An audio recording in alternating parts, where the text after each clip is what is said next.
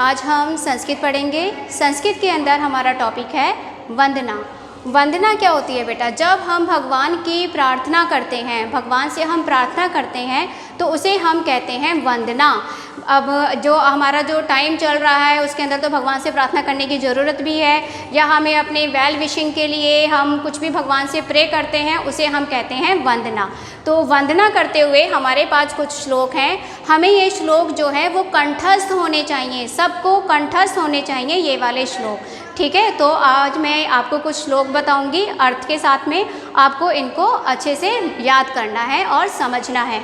तो हमारा पहला श्लोक है, त्वमेव माता च पिता त्वमेव, त्वमेव बंधु च सखा त्वमेव, त्वमेव विद्या द्रविणं त्वमेव, त्वमेव सर्वं मम देव देव।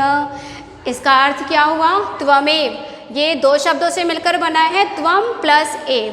त्वम का मतलब तुम और एव का मतलब ही। तुम ही माता हो, च का अर्थ होता है और, तुम ही माता हो और तुम ही पिता हो, तुम ही बंधु हो, बंधु मतलब हमारे भाई बहन, च मतलब और, सखा मतलब दोस्त, और तुम ही हमारे दोस्त हो। तो हम भगवान से प्रार्थना करते हुए कह रहे हैं कि हे भगवान, आप ही हमारे माता हो, आप ही हमारे पिता हो, आप ही हमारे बंधु हो और आप ही हमारे दोस्त हो। त्वमेव विद्या द्रविणं त्वमेव मतलब आप ही विद्या हो, आप ही धन हो। द्रविणम का अर्थ क्या होता है बेटा? धन। आप ही धन हो, त्वमेव सर्वं मम देव देवा, और आप ही हमारे सभी देवी देवता हो। तो हम भगवान से प्रार्थना करते हुए कह रहे हैं, हे भगवान, आप ही हमारे माता हो, आप ही हमारे पिता हो, आप ही हमारे बंधु हो, आप ही हमारे दोस्त हो, आप ही विद्या हो, आप ही धन हो और आप ही हमारे सभी देवी देवता हो। पहला श्लोक सबको अच्छे से समझ में आया होगा। आपको इसको ऐसे सुर में ही गाकर याद करना है, ठीक है। एक बार मैं दोबारा से रिपीट कर रही हूँ। त्वमेव माता च पिता त्वमेव, त्वमेव बंधु च सखा त्वमेव, त्वमेव विद्या द्रविणं त्वमेव, त्वमेव सर्वं मम देव देवा। ये था आपका पहला श्लोक। अब आता है आपका दूसरा श्लोक, कराग्रे वस्ते लक्ष्मी, कर मध्ये सरस्वती, कर मूले स्थिता गौरी, प्रभाते कर दर्शनम। इसका अर्थ कराग्रे, कर क्या होता है बेटा? हाथ।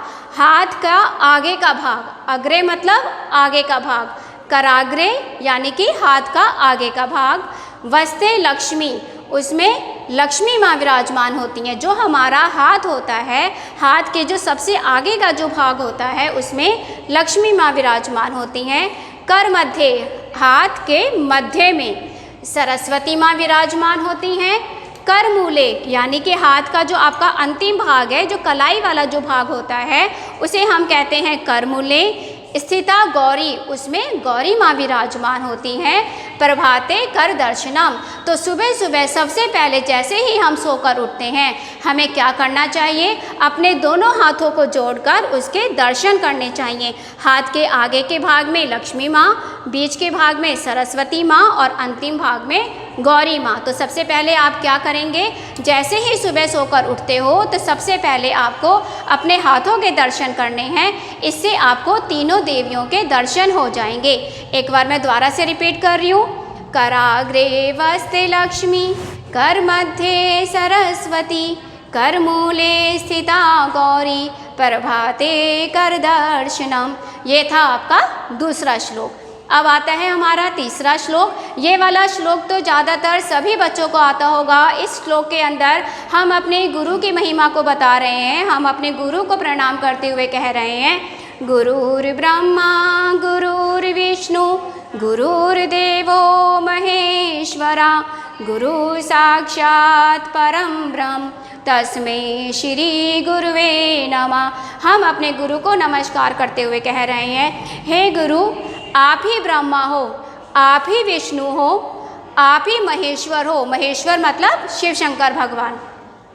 गुरु साक्षात परम ब्रह्म, हे गुरु, आप ही परब्रह्म हो, आप ही सब बड़े भगवान हो, आप ही सबसे बड़े देवता हो। तस्मै श्री गुरुवे नमः। ऐसे अपने गुरु को, जो भगवान के समान है, ऐसे मैं अपने गुरु को नमस्कार करता हूँ। तो ये वाला श्लोक मैं दोबारा बताऊंगी आपको। गुरुर्ब्रह्मा गुरुर्विष्णु गुरुर्देवो महेश्वरा गुरु साक्षात् परम ब्रह्म तस्मै श्री गुरुवे नमः। ये था आपका तीसरा श्लोक। तो ये वाले तीनों श्लोक आपको अच्छे से कंठस्थ होने चाहिए, अर्थ के साथ सबको पता होना चाहिए। Okay students, take care all of you.